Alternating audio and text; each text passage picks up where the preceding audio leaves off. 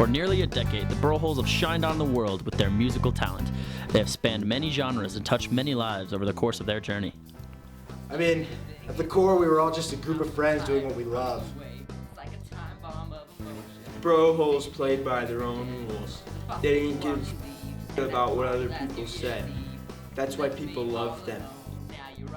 With the idea of the band started, it was Max who took the creative lead, being the only one of the BROHOLES who knew any instruments. I took some guitar lessons once. It all started back in high school. Max, Chris, and I were just a couple of guys who liked to get together and sing about our relationship problems. The only problem is, we didn't talk to girls. But that all changed when Doug came into the scene. He was a party animal. He had babes on babes. Our music really started clicking then, but the band came to a crossroads in '96. We needed a guy who was dark enough to make us seem not racist. That's when Ryan came into the scene. He was the perfect shade of mocha. And at that moment, we stopped being a band and we became a band of bros. The Bros began their path to success with their first album, Emotional Trainwreck, which was a smash hit among the underground emotional teen boy scene. The album chronicled the imaginary relationships each of the Bros went through, but the hit song I'm Feelin' propelled the Holes to the level of fame rivaled by only Blink-182 and My Chemical Romance.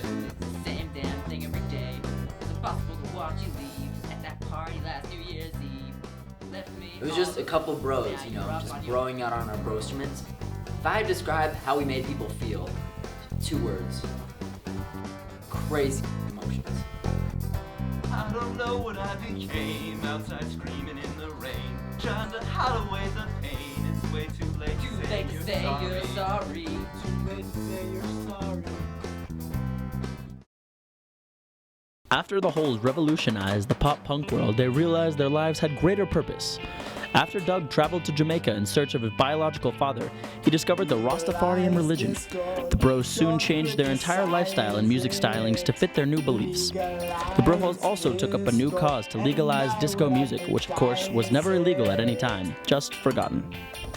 Some call it boogie, some call it. We're just trying to get the white man to let us boogie do some disco. Some call it one. It's alright to dance. Some call it rumba. You've been accused of incorporating drugs into your music, yet your music is directly targeted at children. What do you have to say about this? What are they going to do, drug test our music?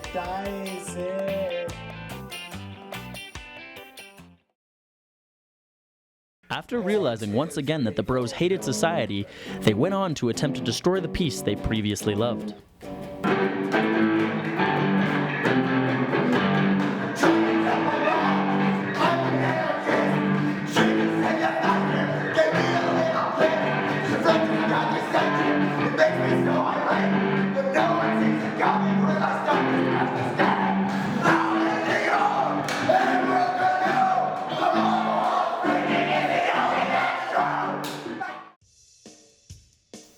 Well, the establishment has been suppressing the spirit of the underground for too long, man. It's up to us, as a proletariat, to bring destruction to the peace that man tries to make us feel. Let's burn the fire stations to the ground. Tragedy struck the Bros once again when keyboard player Chris Mulick was ironically killed by a fire in his home. Local fire stations were unable to respond as their stations had recently been burned down by Chris Mulick. The underground world raved over the music that the Holes had brought. However, Ryan Hodge became bored with the ideas of the anarchist lifestyle and turned to a music form that had just started to take shape in Utah, trap music. The BROHOLES had no choice but to change their style, or Ryan would leave. In local news, the Holes are at it again, creating new controversy with their offensive rap music. Yeah, man. The Holes, they changed everything about the rap game. They tried so hard to be gangsta. Seemed like they weren't even trying.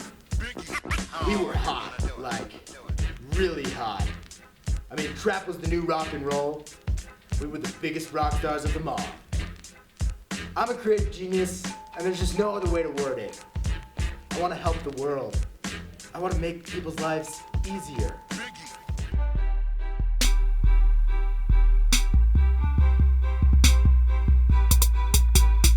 Feeling pretty silly with the city chick. I'm fighting off like I'm Michael Vick. Come to me when they want a trip. I give them that'll make them flip. Line it up in the underground. I got monies and guns. I own this town. Feel my pain when you turn around. I ain't messing, I don't clown around. So much stack, so much rack, so much trees. Man, you won't even believe. Homies dying, bullets flying. I'm so high and I don't care. Trying to feel what I feel's real. There ain't nothing I can't steal. Take a drink so much that you can't blink. We all can't think. On drink. If I die, bury me inside the Louis stone. Chad!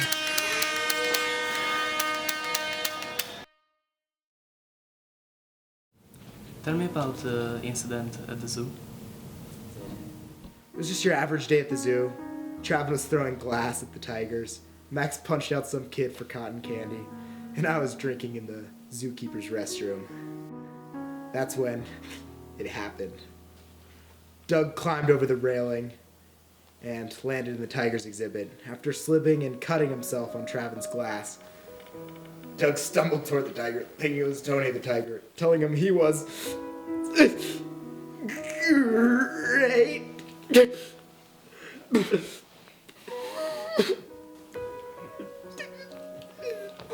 Stupid. I hate it.